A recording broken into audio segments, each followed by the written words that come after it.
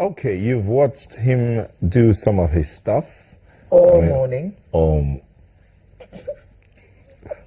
morning, and he sounds really, someone said serene, Soothing. soothing, calming, Yes. and he looks quite calming too. His name is ed-iZycs Utere, known and referred to as ed-iZycs, from Akwa Ibom State, grew up in Port Harcourt, River State, started creating compositions in 2006 after completing his early education. Let me read the multi-talented instrumentalist is the newest addition to the fast-rising record company Kadili. In his debut work, Celebration, Eddie shows his dexterity playing the flute and the piano. ed-iZycs, maybe we'll start out with you doing something on the flute. Okay. Which of them? You pick. I should pick. The Since colorful we one. tried this in secondary school and I failed woefully. Let's go there. Yeah, I didn't have. We didn't play music in secondary school, obviously, but I saw some of my friends actually did. So it was more like a burden to them at that point in time. Yes. But I like the sound of it, and I've seen ways to harness and make it sound very wonderful. Okay, something moody. Something exciting, please. Okay.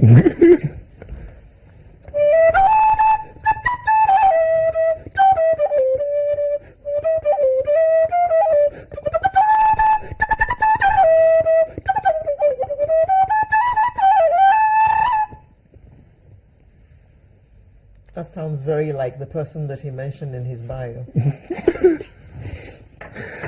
How did you?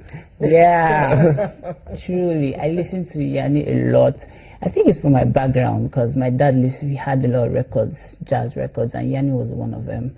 And we always woke up to that sound. We went to school, came back, and it was still the sound. I mean, we didn't have a teacher, a music teacher also, but he made sure most of the musical instruments were always present in the house. So in the morning, the piano is just there, and you just touch it, boom, and you go to school, and you come back, boom, and over time, you now recognize that sound, and it got serious after that.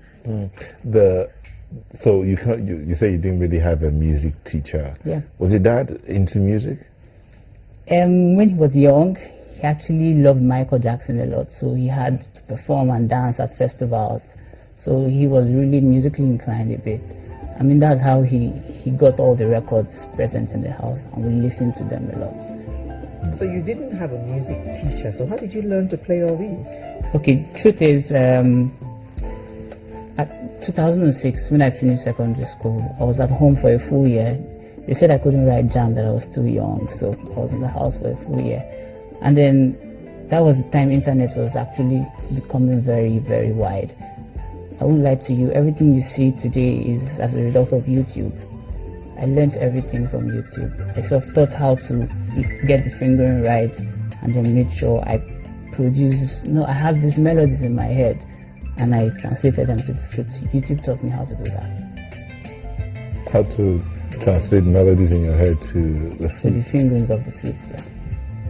Then the keyboard. How did you do the keyboard? Same process also. A lot of my friends play the saxophone, and it's very popular. It's a very popular instrument, but I wanted to find a way to stand out from all of that. And because of Yanni, there's this particular guy in Yanni's band that plays the flute very well. I mean, that's how I fell in love with the sound of the flute, and it has not disappointed me till today. I really do like it, so I decided to follow that path. So you're now a musician. Exactly. Last 2 years, I basically grew up in Port Harcourt. I'm the second of 6 boys in our house. So last year I came to Lagos. I got signed to a record label called Cadley Entertainment. I mean, they are very particular about quality and decided to sign a jazz artist. I mean, that's very rare. So, but I believe in them and they believe in my creative process. So when you see someone like that, you decide to fuse your energy together with them. And that's how it has continued till now. Did you eventually write jam? Of course, yeah. I did mass communication. Oh, where? University College of Art and Science. Well, why did you bother? When all your interests were here. No, I loved communication a lot, and this is one means of me communicating to people. So it still fostered the idea of mass communication for me. Interesting. I'm not going to ask you how long you've been playing the instrument, because obviously you've been doing this. Of course, since 2006, I've been playing the instruments. And then I had an audition. I mean, I did it at home just to create fun for myself and my family. And then there was this jazz audition, Calabar Jazz Festival. They had this audition. And they said, okay, Eddie, go try it. And I went there and I played a tune from Yanni's song, because I didn't have my own composition then. And they liked it. And they said I was going to perform at the carnival itself. And I performed as an auditioned artist. That was 2007. 2008, they called me not as an auditioned artist, now as an A-list artist, to be on the same stage. And has continued every subsequent year I have to go to Calabar to perform. So it turned out much more serious for other people. My phone was becoming very serious. Let's see this. See this. That's a video of you. Yeah. On deck now.